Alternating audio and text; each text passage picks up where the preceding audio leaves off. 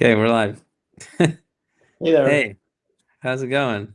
All right, let's talk about AI and whatever current events you want to talk about, like Yeah, politics. You've done a lot of politics stuff, right? there's a lot we can talk about. So one thing I'm thinking about is, um, so I read yesterday that Amazon might invest something like 10 billion in OpenAI, Yeah, and um, that's a lot. and this is like, and I also like a couple days ago, They put a lot of money into Anthropic already. yeah, and another this. So I have this like concept now in my head that the company startups don't IPO anymore. There's another company, Yeah. Databricks, that raised a Series L a few Yeah, days ago. This is like $1 billion like late stage round, yeah, and these very successful companies just don't need to IPO. I listened to an interview with the Stripe uh, CFO, Will yeah. Gamrick, where the interviewer asked him about like going public, and he kind of joked like, "We never have to IPO." And so that SpaceX also, they do these tender offers to their employees so they can get liquid, but they never haven't been IPOing, even though they're worth $1 trillion, I think now.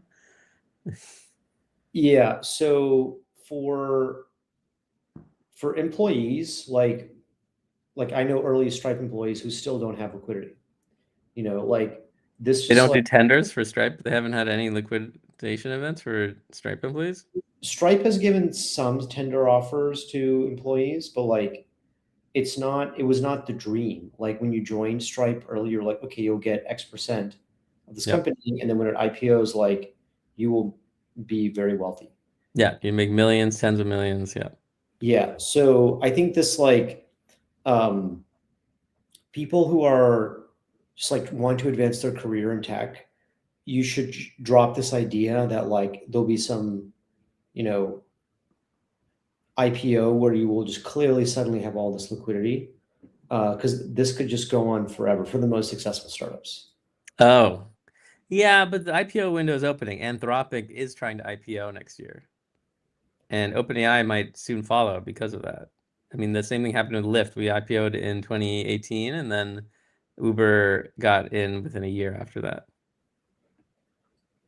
Yeah. I mean, I think it's good if Anthropic IPOs early next year. Um, but like there's Early or late, but I mean, they're preparing. Is the rumors are that they want to IPO. Yeah, but it's generally it's just like if you are like at least in my position to like I want to advance my career, and I Yeah. think, oh, should I start a company? Should I join a startup? And Mm. if it's as an employee, if it's going to take like 10 years, 15 three and years 10 plus to get years liquid. maturity, Yeah. that You're gonna changes be my like 50 years old. You're gonna want to have kids. Hey, Phil yeah. Chaco, how's it going? You want to join? We can talk about AI. Hey Phil. Here, I'll send you a message. Yeah, I agree. I don't think that it's so good. In fact, but I mean, in general, this is true also because when you joined startups 20 years ago, you could get all this equity and have a lower salary, but you could end up making millions. But nowadays, you can join a Magnificent Seven company and make millions every year in cash. Join Yeah. now. Yeah, get like the Like jobs with higher cash. they really increase their pay to match the risk. Yeah. Yeah. Um And then another thing that I'm thinking a lot about is job loss. So I messaged you about this a few days ago, but like Yeah. as as AI systems just get better at nearly every competency area, like so many of these jobs in the USA, like are going to people are going they're going to be impacted. Yep. And what should like human workers in the USA do to prepare for this? Um, That's a great. Yeah, let's talk about that. I think I can take the rest of the hour. like, But you mean human workers, not just the who, I mean, there are already people being replaced. I saw this amazing website. It's called Blood in the Machine.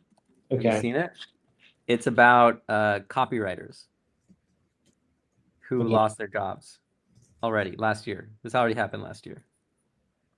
Oh wow. And it's just like millions of jobs copywriting, and it's zero now, zero. And these like really terrible stories in this blog I just sent here. Here it is, Blood in the Machine. It's like sad. It's like people last year were told, hey, train this AI to like do this customer support, do this copywriting, and then like a few months later they're like, stop calling them. And these are people who like all their work was from one company in Dubai paying them whatever, and then they were just like, and they know, the companies know they're getting a worse output from this, but it's cheaper, like much cheaper. So they're like, okay, gotta cut it. So copywriter's dead job. I have a friend who's a translator and also lost all the work from that. Hey Phil. Hey Phil, Hey guys, how's it going? good. How are you? I just saw you. Yeah, I just saw you chatting on X, and I was like, let me just jump in. I have no idea what you're talking about. Oh yeah, we're talking about AI and job displacement and what. Yeah, so Bob was saying how workers can replace the future, but I'm saying some workers are already replaced. Some workers are maybe getting replaced next year. But I think Bob was asking like how do like pretty educated workers think about it? Like how do PMs think about the next Plus 10 the years? entire skill distribution, like pick any category of work. If you're in medicine, if you're in programming, if you are in, if you're a teacher, if you are you run like a grocery store, if you are a lawyer, if you're a consultant, like literally all these AI systems are getting better at solving problems in all these categories. So, like, at least for me, I'm a very like paranoid person, so I'm like thinking like, oh, I should be doing something to prepare for this. But like, um, so and I've You listened to definitely should. Yeah. I've listened to interviews with all the top tech CEOs, and they Hmm. all have different advice. So like Jensen They don't Huang, know. They don't know. yes, Nobody Jensen knows. Huang, NVIDIA CEO, is saying like, don't bother learning to code. Like, That's crazy. I think and that's then crazy. and then Yeah. Coursera founder Andrew Ng is saying you should learn to code. So these are like two of the highest ranking people. They disagree on what people on coding. Um, and like, and I basically think, you know, there's no there's no clear guidance in the USA on like what human workers should do.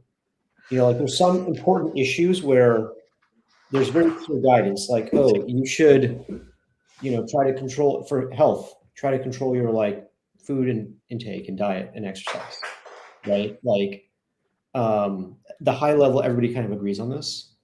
Yeah. You should like, work hard, save your money, stuff like that. But like on this really big issue, like there's no clear guidance on what we should do. And I just think it's going to be, um, Have you seen Anthropic's report about, they did an analysis 2 months ago about which jobs they think are most threatened by AI, and they did analysis probably with Claude's help, and they like ranked like which are high risk, which are low risk, and put in a chart, and it's pretty good. Have you seen that? I have not. I'm reading this now. This is pretty cool. Yeah, Like, they took it very seriously, this question you're asking. yeah. So in my view, there's some heuristics like, if you go to newer areas of AI, like you can look at scoring of all the AI systems, OpenAI, Grok, DeepSeek, and like you can see areas where they're stronger and where they're weaker. And like, so if you go into areas where the AI systems are weaker, the humans will be more valuable. Like, and if you go to the newer areas, um, you just basically, as a human, I want to run to be ahead of the AI systems. That's a simple Yeah, heuristic. it's hard to say. That's why no one can give good advice, because the systems have changed a lot from last year, right? Like last year, they couldn't write coherent text on images, and now they make amazing diagrams on the fly. Like Nano Banana Pro does it just without even thinking about it. And so like anything you think you're ahead on, it could be completely not true in 6 months. But they seem to be slowing down, and that's the other question. Like if they're kind of hitting the peak now and they're not going to really be much better than they are now, then maybe now you can make some decisions. But if we think that they're going to still double or 10x their current value, no one knows what that 10x will be. Like you I think said, there's going that's to be stronger parts and less strong parts. We don't know where that will be. What did you say, Phil? yeah. I've got a couple hot takes. I mean, I feel like the LLM paradigm, like we are. It seems like there's some saturation happening on the text paradigm, but people are working on other architectures and things to tackle other lanes of work, like world models and things like that. Yeah, Um, that is saturating, but like because of the billions and I guess now trillions of dollars being invested into it, even yeah, if it's kind of sad, like you can still, if you throw $1 trillion on it, it can still get like a lot better linearly and yeah, still displace like a whole two more industries just from yeah. I pure mean, brute force. so like, can you share a screen on this thing? Yeah, Let's see. let's see. Uh, I can do this. Yeah, so you guys were just talking about this. Okay, this. Can you share the screen from? I don't I know. think I I can, just but tried. Okay. I think I was I. looking at the area chart on the Anthropic. Hey, oh, do you have a present button? I have a present button. Oh, I can I invite a have a guest with that. No, no, that's present inviting a button. I'm guest. not sure what it did. I see a black screen. Yeah, I put up a black here. I can share a screen.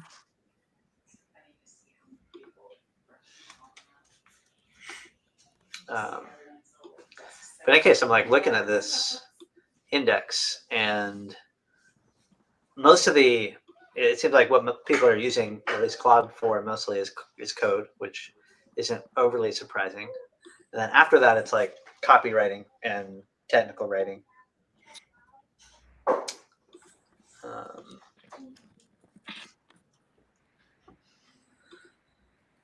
so like when we're talking about like throwing a lot more dollars at this, like each of these use cases is going to keep getting better, right? But that doesn't mean we've cracked new use cases necessarily.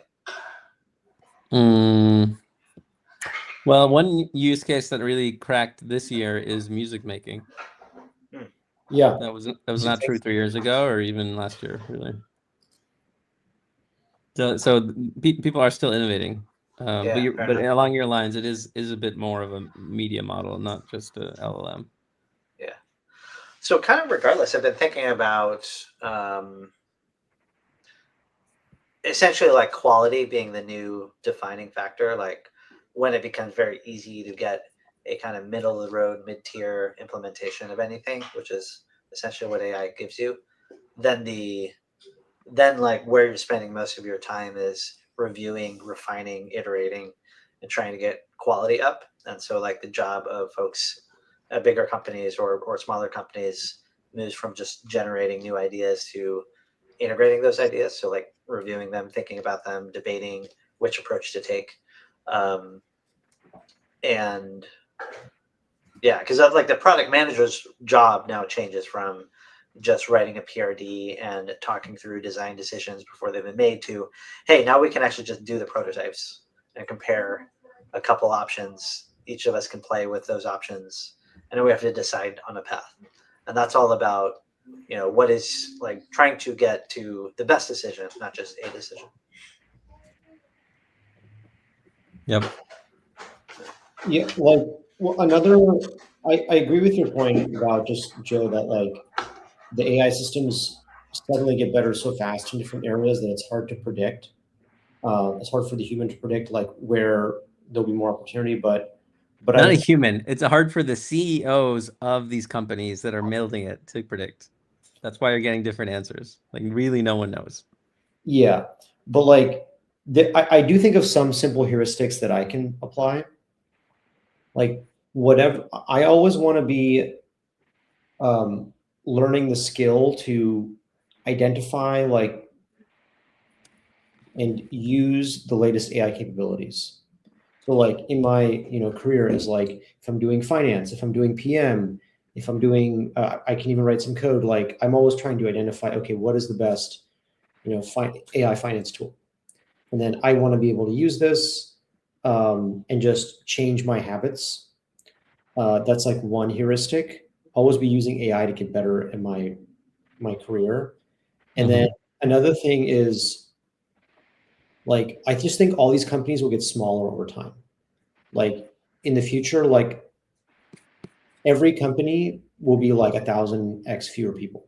Instead of like a 10,000 person company, you'll have like 100 people.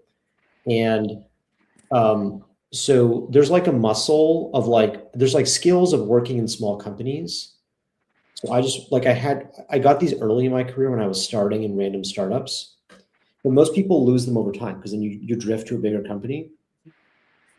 So I just think about like retaining the small company skills of like scrappiness, the hacking, like doing the weird things.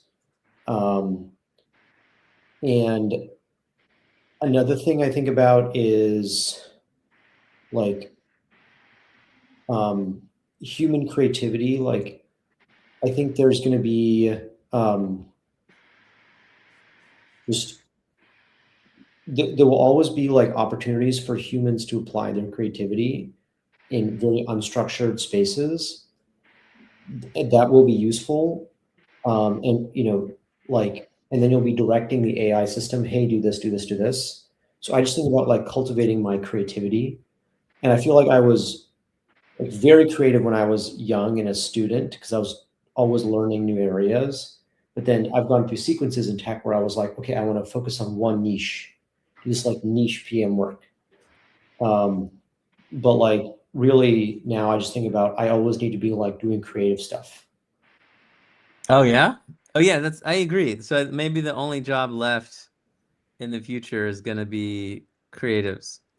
Creatives, influencers, sports, celebrities, like athletes, obviously football, NFL athletes are going to be big, but also just artists, like musical artists that aren't just going to be copied, but that are people are going to follow because it's Bruce Springsteen, right? And they're just going to be like, wow, I really like, they don't want to have an AI musician that they follow. They want to like follow Bruce Springsteen. And what you're saying is creativity. It's like this kind of creating, because and like truly creating, not just copying, because the LLMs copy way better than you can and faster. Yeah, like I think it'll be more viable for AI will make it possible for more people to start more companies, have smaller headcounts. If you want to start a film studio, like you can start a film studio with fewer employees. And like, so you just have to get comfortable with that. There's still going to be like the market structure, like in the arts, only the top 1% artists like make any money.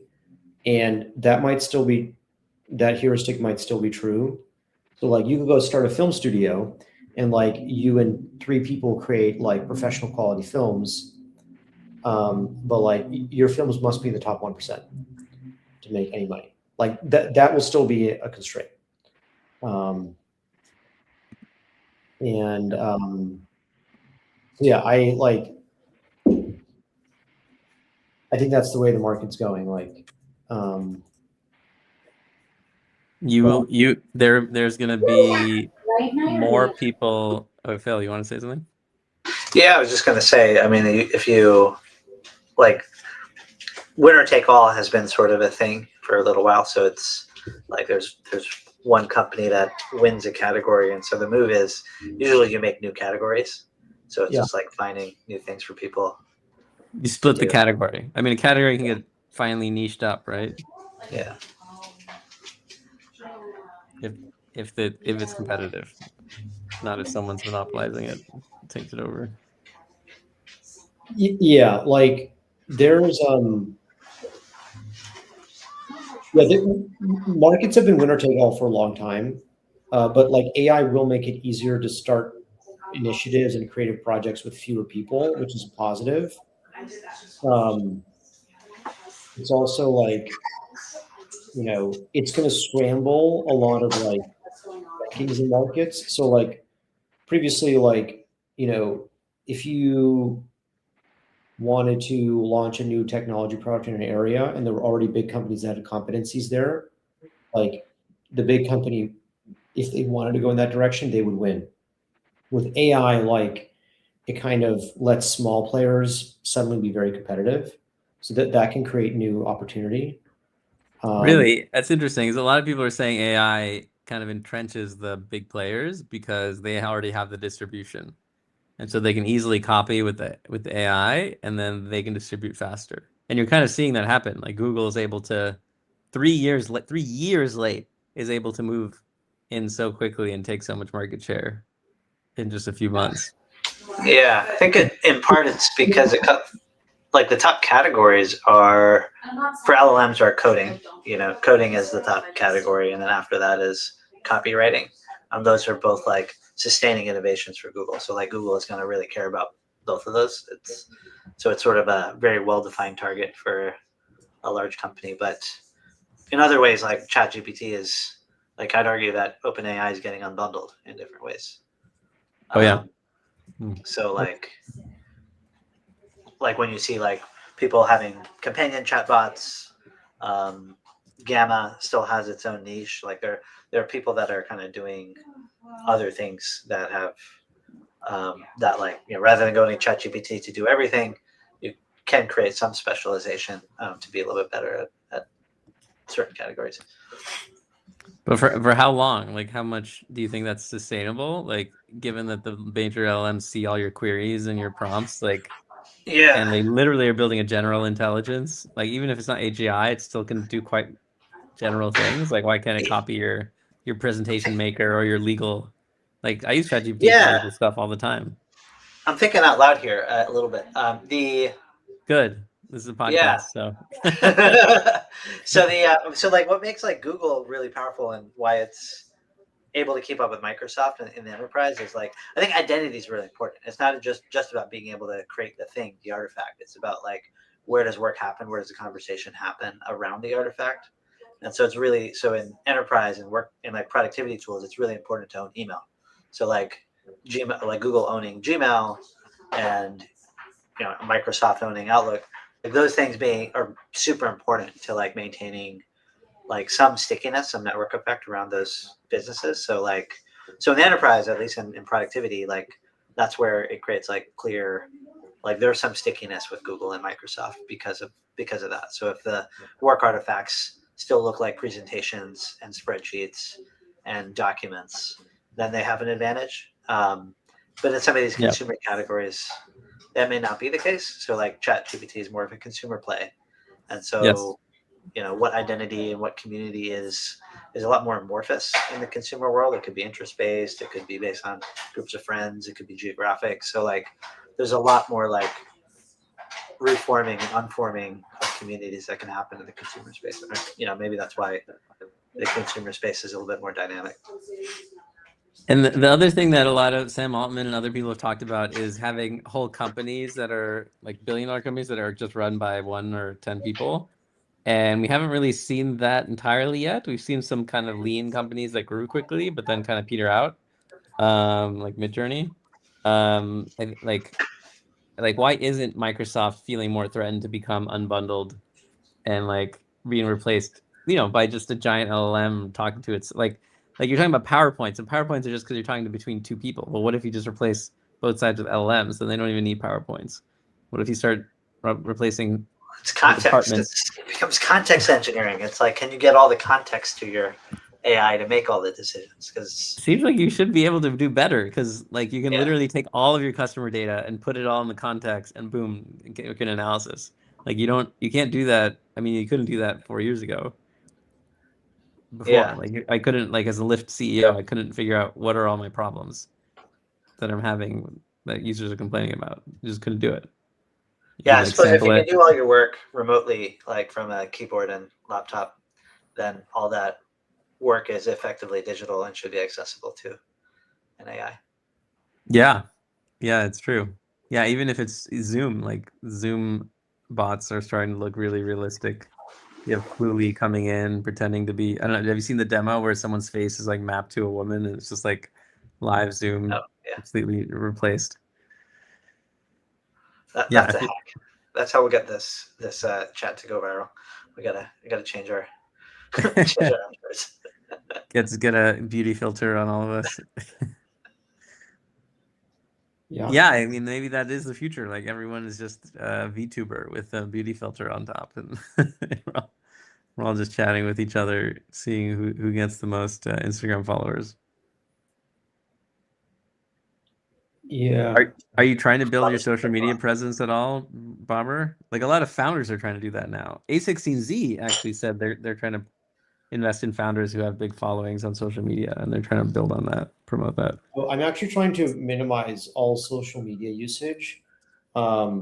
Like, because I think it, so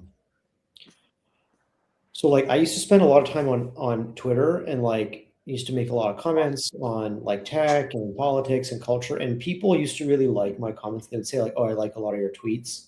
Mhm. But it also like you get into these like hype cycles where everybody on Twitter is like saying, "Oh, like, you know, I'm doing something cool," and then you feel FOMO. You're like, okay, I have, and then sometimes this actually messed up my focus because I wanted to focus on my own plan and project, but something is happening in tech, and I feel like Yeah, I'm missing out on the party. And then there's also a thing where, like, if you make statements on Twitter or X, as it's now called, like, you then feel the social pressure to be consistent. So if I say like, oh, I'm building product X, and we're going to really win like the AI finance market, and we're going to do all these things. But then as you're doing the project, you realize actually we need to change a little bit.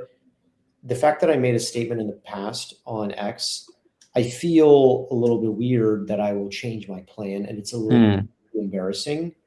It's And like the this, PR problem. Big companies are like careful what they say because it lives forever, and then they're very careful about publishing something and then needing to not ship it later or like retract it, or like Apple said they're shipping Apple Intelligence and they still haven't done anything really yeah. with So that. one state of the world, if you as an entrepreneur, like you make a public statement and then you act consistent with the public statement and you keep doing this repeatedly, people will trust you more.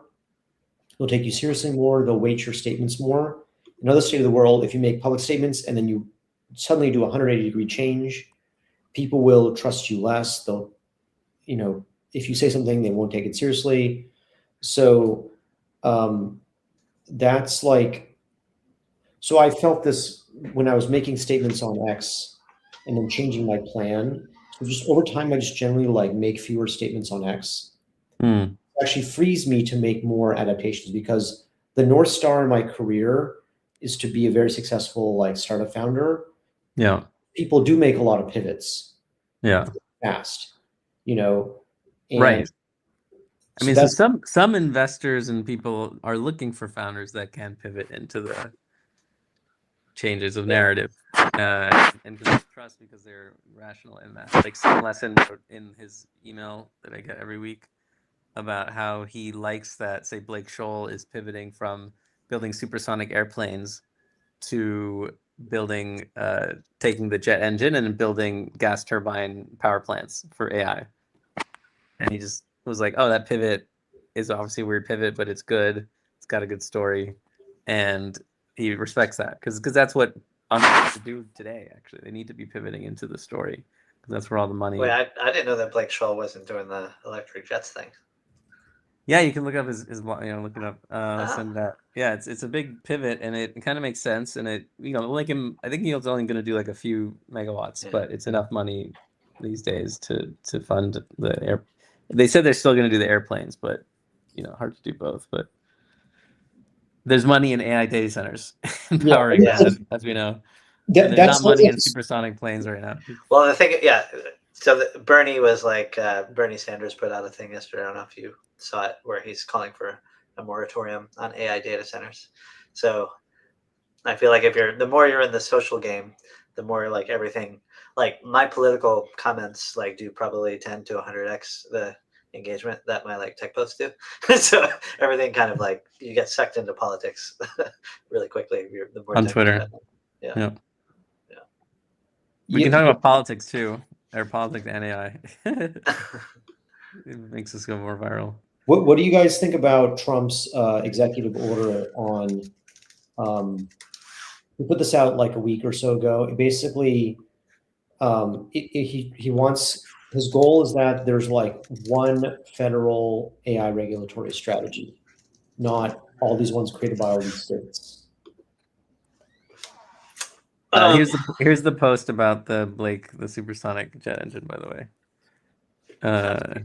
Before I go to the Trump thing, I also wanted to respond to you, Barbara. It makes sense what you're saying about being consistent, but like, aren't we in a totally different world where everyone's going on TikTok and YouTube and like Trump's going on podcasts and Trump says whatever he wants every 5 minutes and it's fine. He's president of the United States now. Elon Musk is constantly saying what he's doing and being off by years, and it's fine. Like he's now the richest person in the world. Like I understand what you're saying, like on some sense, but like hasn't the whole media environment changed such that what actually people want is for you to be authentic and like just building in public and saying everything constantly, even I if think it's like self-contradictory. Like So I I think like, Tesla's less valuable than it could be because Elon has polarized himself. it's worth a lot. I don't know. It's hard to say it could be more valuable.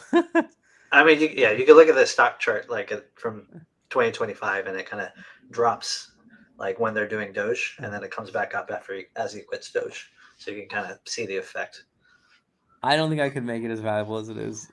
But Yeah. it's hard to separate. But I'm just saying there's more than Yeah. just the Elon example.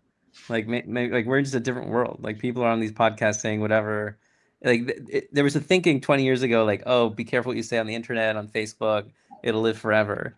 And I think kids these days are kind of thinking that they're doing a lot of pseudonymous stuff now. But also at the same time, they're just like, there's no privacy. Share my location everywhere. Every photo is saved for like it's fine. Like just share everything, and that's just the future. I don't know, like flock cameras everywhere. I mean, it just depends on like, it's a fine life if you want to be always making statements on X about like, oh, like, politician said this and here's my opinion, or I'm gonna do this, and then the next day you change your plan. Like Oh, well, that's yeah. like X every in politics is a bit, yeah. yeah, I don't know. like at least for my own area, like I I think it's a positive value if like people, if I make a statement and people like think, okay, this is like genuine and authentic, and he will do what he says. Like that's something that I had when I was young, and generally I'm pretty stable with that over time. Like I Yeah, don't like betray people. Like I know billionaire tech founders who will like hire somebody, sell them on joining his company, and a couple weeks later be like, I changed my mind. You need to go. Like so I don't do that to people in tech. And the people actually appreciate that about me. So I've been reducing usage of X because like it creates more potential, social inconsistencies. Um, mm, and like when I say something, like I will only say something if I think I can actually follow through with my statement. Um, Yeah. Maybe that's not the best strategy for outlier success. Like if Elon is the most successful person and like he's changing his statements all the time. mhm. But like, do people trust Elon? Like, do they think he's like a good guy on like standard human indicators? Like, probably not. Like, he is the most successful entrepreneur alive, and like, I respect his achievements. But like, there's like, I know people that have reported directly to Elon Musk, and people are terrified of him. Really? Like, you senior VPs at his companies, Tesla, SpaceX, like he will just like randomly say, you know what, like I'm angry at you. You missed your mark this quarter. You need to go. And that guy Yeah. worked for like 10 years to get to the senior position at Tesla. Wow. Yeah. So like that's not like These I comes. go It ahead. sounds awful. I mean, I feel like these things come in cycles. I mean, it's awful, right? But like, I don't know. Like, we're going through this phase where I feel like as millennials, our generation was very earnest. Like everything was about bringing your whole self to work, being really mission driven, and all this stuff. And like a lot of what we're going through is sort of a reaction, sort of a backlash to Yeah. that. And so Yeah. like to be a rebel against that culture is to be contrarian and to be, to do what Elon has done, and to be the Cluely guy is probably peak of this backlash. Yes. And Yeah. I think in some ways, like, culture is just, it's a pendulum. So we'll kind of like come back. I feel like we're already in the process of thermostatically kind of coming back to some sort of middle ground. But I don't think this, like, just being a provocateur is sort of a sustainable strategy over like a 60-year career. So, but That's very yeah, insightful. Thanks. That's true. So, yeah, maybe that's the moment now, but it won't be in 20 years. And then you're gonna have all your, even 10 years, and you're gonna have all your stuff yeah, online. Yeah. yeah, Interesting. Yeah, I like that. Okay, so you were yeah. gonna go after the Trump federal regulation stuff. Were you responding to that? Do you want to talk about the Trump regulations now? We could. Yeah. So like the uh, basically, like, so Trump issued an executive order that he wants there to be one important, like, federal AI regulatory strategy set at the federal level, not like 50 states making all their random, strategies. And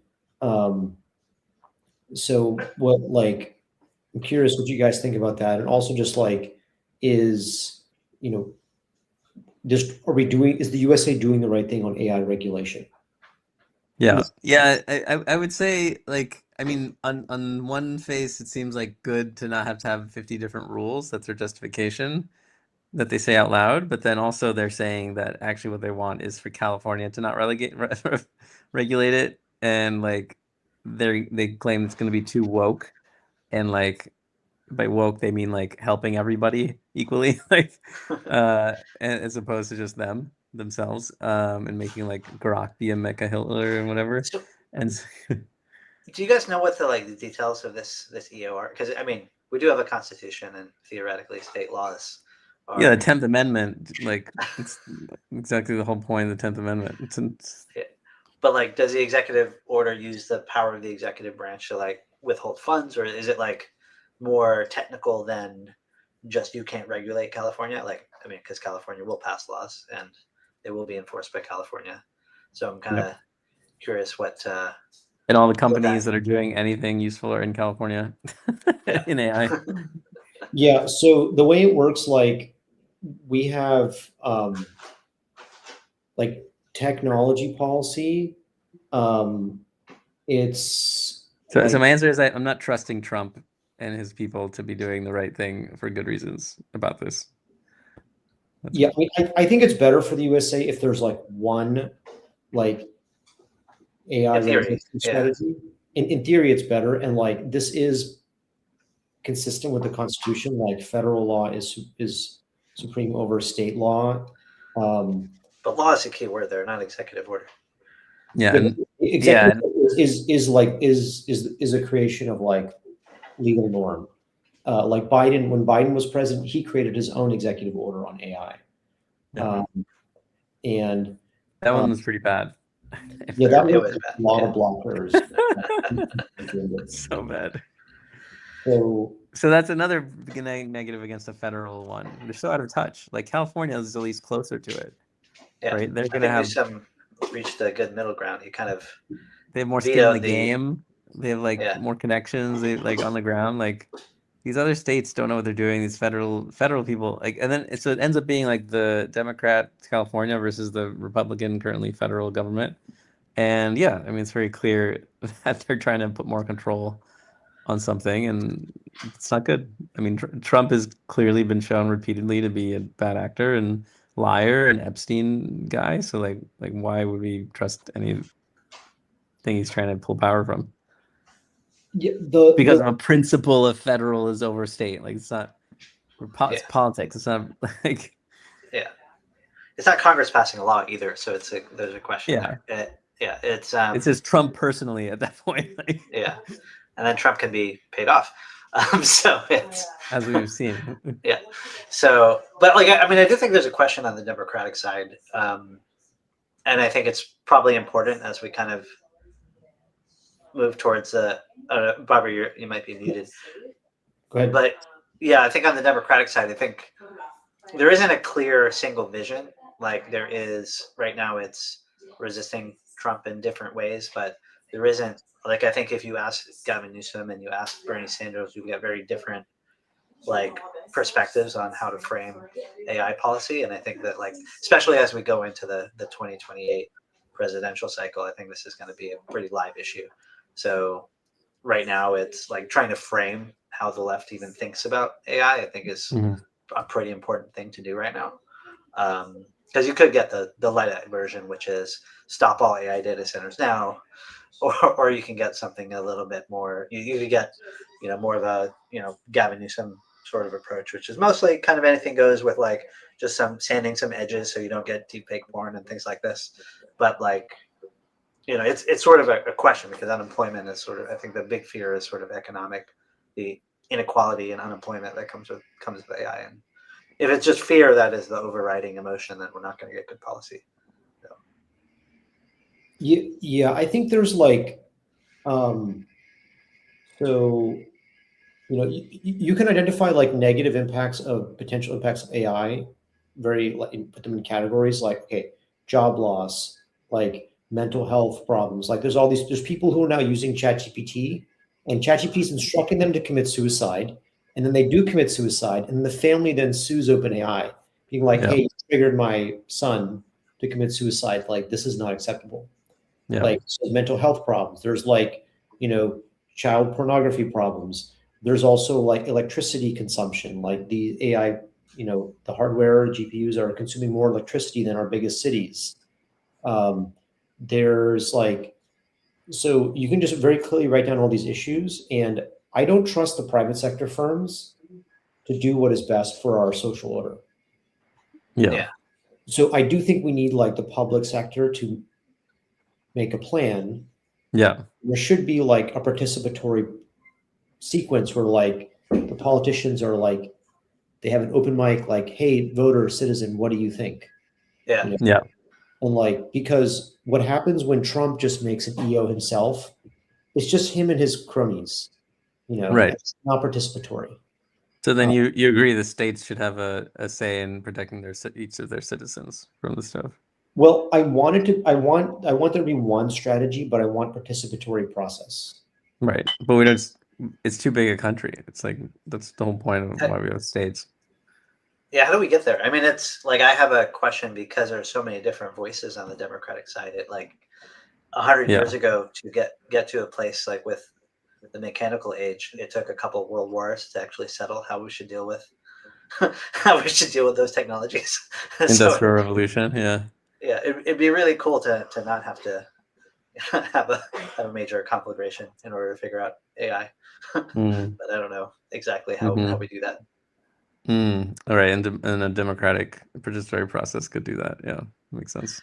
Because you're gonna get the it'll be you'll get people yelling at town halls at each other, and we've seen how this has already gone with like NIMBYism and climate change, housing, climate change, healthcare. Like it's a very loud, like, and we haven't gotten to a good place. We haven't moved anywhere very quickly in the last 20 years. So like, why would we get to it? Like, how are we going to get to a good place when the discourse is this fragmented and this like noisy? It's very, it's the thrash of the mob on social media. So I'm right now I'm not sure how to get to a good place of public discourse. Like on AI. I mean, I have thoughts on where to kind of explore and tackle the question, but like it's very, I'm not even sure we have the basis for a conversation at the moment. Yeah, there's like big divergences in like values across the USA. And like, so even like if you, let's say you have a big town hall sequence where you're like, Trump administration like does a listening tour in all 50 states, and like we want it so everyone, even people without money or connections, can like be heard. Like even if you do that, you'll get like all a wide range of like opinions. But it's eventually Trump will just have to decide, you know. and that's his like way of thinking. Like he is the decider. Like, but like it's still good to let everybody speak up, because what's happening now is all very behind closed doors. Like, and like there's a lot of shadiness where, so like David Sachs, there was a big essay in the New York Times where David Sachs is like picking like all these specific rules, and then he's also an investor in all these companies that are doing stuff in these areas. So he's probably going to help his companies out, and like Peter Thiel like has picked all these people in the government, and like all his portfolio companies will probably do better in this environment, right?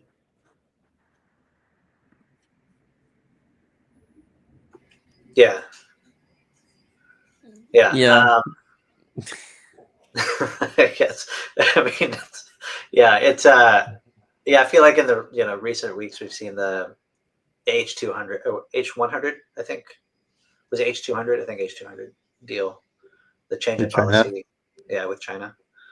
And so they're like, so I think like maybe you can kind of think about like what is the ideal AI policy, and then like what is the different. There are going to be multiple answers to that. Like, and so which version of that are we getting, and then how do we get there? So like, so there are questions whether you want to maintain dominance within semiconductors and whether maintaining Nvidia's dominance is the right strategy. That's a question. Like that's not even, I feel like, is that like that's not the level of discourse that I'm seeing right now. Yeah. Like that, but it is a valid question to say, hey, is the right thing to do to, like, we actually have to back up Nvidia. Like it's really important that we make sure that the world builds on top of CUDA and this whole ecosystem, and that's why it's important to do just enough to maintain that ecosystem, as opposed to create the incentives for an alternative. Um, that's a very valid policy discussion, but right now the level of discourse is not about that. It's, hey, Jensen probably, paid. I think they're going to pay the administration 25% for each chip sold, and so that's how they got the policy across the finish line. It's not about whether that's the right policy for the United States, right? But we should be talking about. I think it probably is, because it's important. Like chips are one of the advantages that the U.S. has, but like that's not what the discourse is out there, and so that makes me concerned about it. Yeah.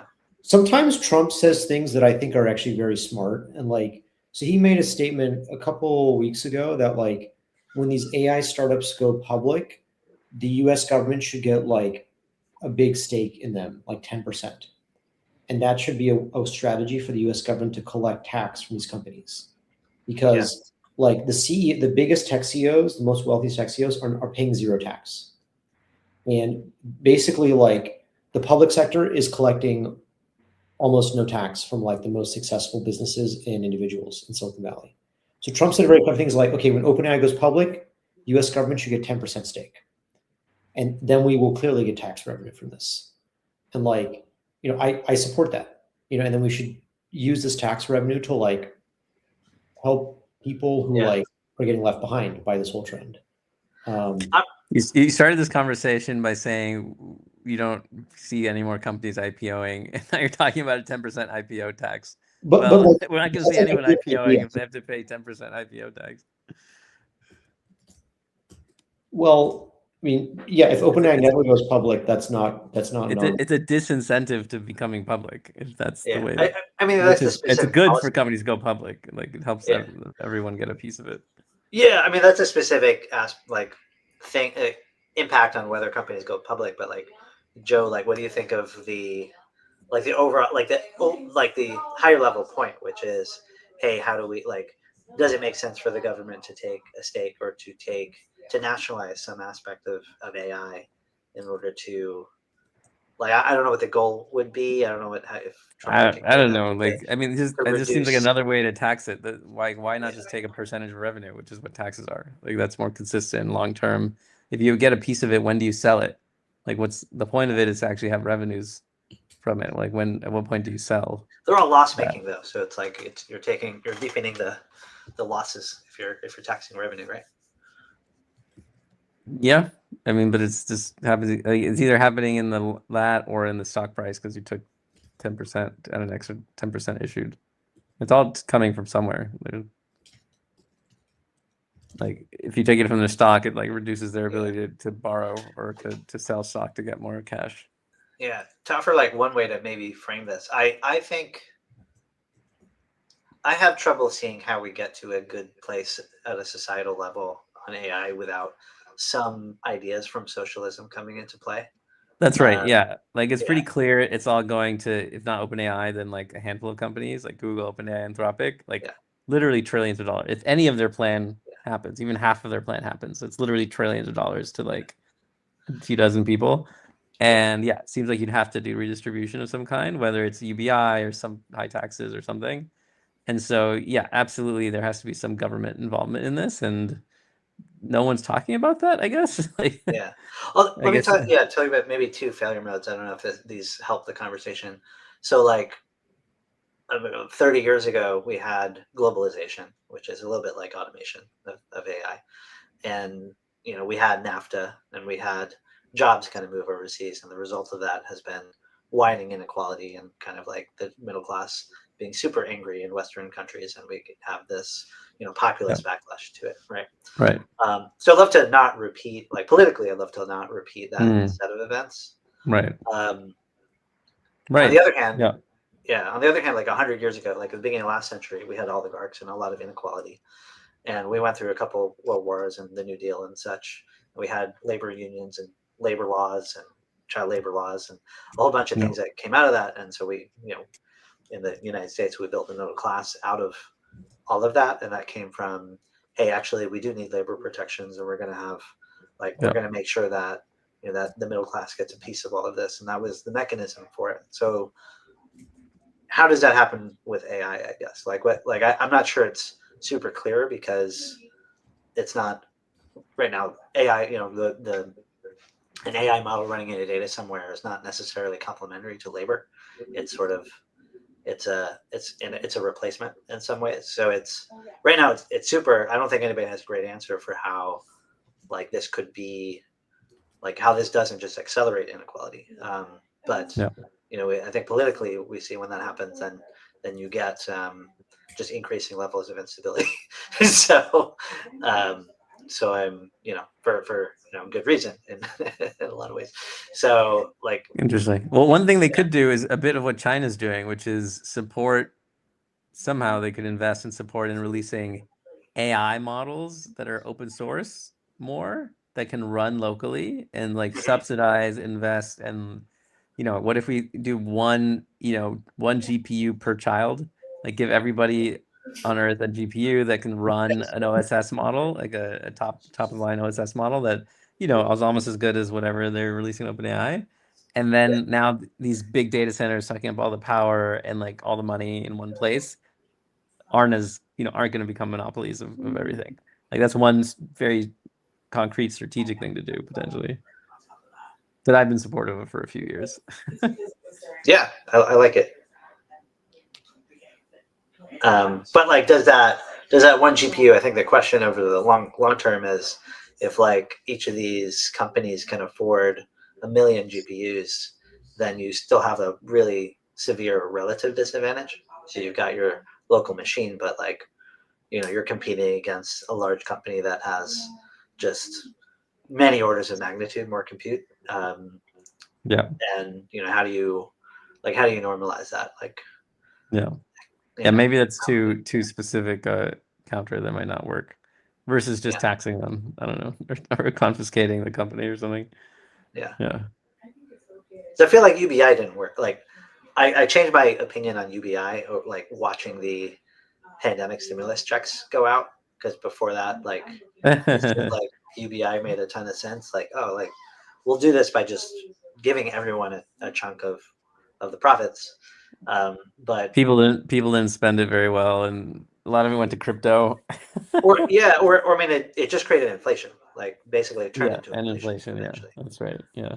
Um, yeah, So okay, so maybe not UBI, but like I mean, another thing that can help with this kind of thing is forcing these companies to IPO sooner, right? And that way everyone has a chance to get into it, and more millions of people get a chance to get in on it early. It's kind of too yeah, late for that now. They're already worth $1 trillion, and there's also the chance, like, oh, if you force an IPO, maybe a million people put their money and lose it all because it crashes. yeah. And then you have Yeah, another I mean, it problem. cross cuts against the consumer protect. Like it's like, oh, like these reporting requirements have just ticked up because we Yeah. want to protect the naive investor out there from Yeah. losing all their money because they don't know what they're doing. So it's yeah. Yeah. Yeah, like what you were saying about, COVID checks during COVID and that like basically triggering inflation, like is the rise in inflation, is that really a reason why we should not pursue advanced UBI? Because the goal is basically, in my understanding, the core goal of UBI is like everyone can have money to pay for the basics. So if the price of the basics all rise, like the cost of housing rises, cost of clothing rises, cost of food rises, like um, Would you the inflation adjust UBI then? It seems like we shouldn't have UBI necessarily, but at least like a Because UBI is basic. sort of You should it's have like a like blunt. a Yeah. public options, maybe like in Vienna, 80% of the housing in Vienna is public housing. So the New York mayor, Zoran Mamdani, the guy who's going to be New York mayor on January 1, like he used to talk positively about the Vienna housing strategy. Yeah. And yeah, maybe you just have like he, and when he was running for office, he was saying, oh, we need like Singapore as well. What I is think the Vienna? 80%. it's What like are 80% these? public publicly owned housing. housing. The Vienna model is like publicly owned housing. And most people can't figure out their housing, so the government just figures it out and then gives it to most people. But there's still a free market of a fifth of it. But Singapore as well, like they force people to be in public housing, and it's part of it is also racial mixing. Like they don't let like ethnic ghettos form, so they require it to be more distributed. Hmm. Interesting.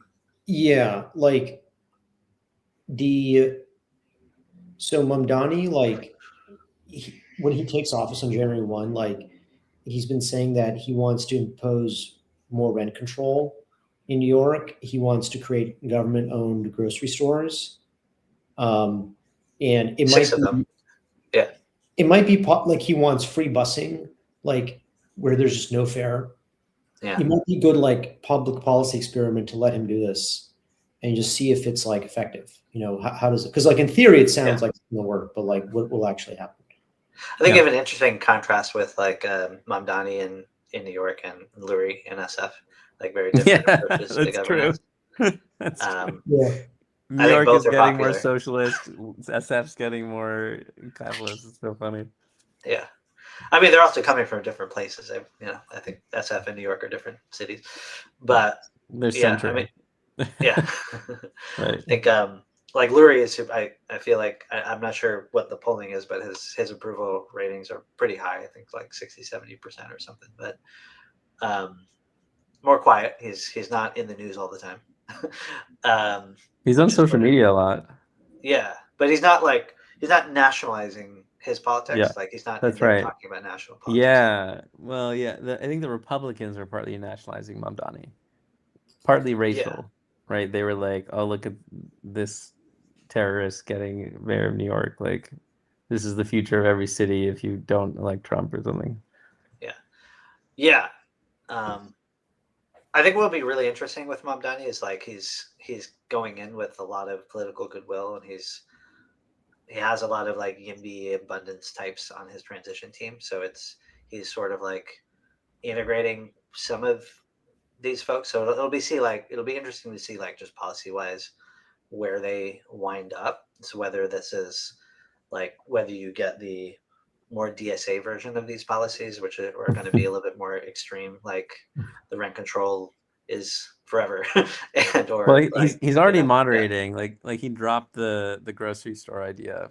Like he's now only saying he has three policies. Oh, he dropped the grocery store idea. Interesting. Yeah, he was on Trevor Noah and he said there's only three policies he's focused on. And yeah, so they already dropped it. Really, I he thought it said was he only ran on three okay. policies now. That's what he said. You can look it up. Yeah, Yeah. but I think it'll be measured on like what he gets done and whether people are happy with like the results, right? So it'll be hopefully. I mean, rather than I just mean, grandstanding around it. New York measures everything very well. They have very smart people running Yeah. that place. So we'll have a lot of data about it. All right, it's a good place to end. It's been an Yeah. hour. It's been really Cool. good. Let's do this again on the Thanks for letting me let's jump on. hang out. Yes, Yeah, it's good awesome chat. that you did. Yeah, this is a little Princeton chat crew hanging out. As always, reach out with any comments or emails, and thanks everybody. Ending the stream now.